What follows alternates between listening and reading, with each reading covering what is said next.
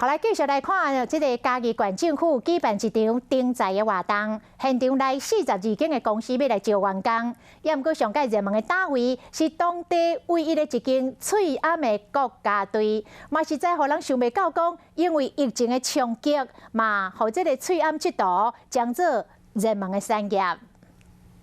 嘉义县要找人才现场，人就够济，大家摕资料安尼行来行去。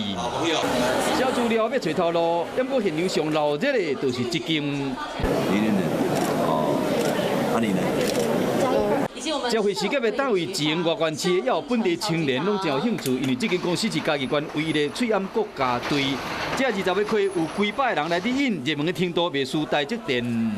是蛮意外的，因为我一般都是在那个就是人力银行上面应征。那今天这次是我们第一次参加这样的扩大征才，那现场来这么多人，我们也是确实是蛮意外。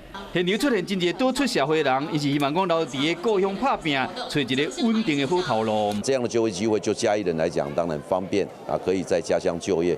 那在家乡就业的话，就可以跟家里面的人，包括照顾自己的父母亲。因为疫情影响，翠暗需要量真济，嘛，有这个翠暗工程煞变成明星产业。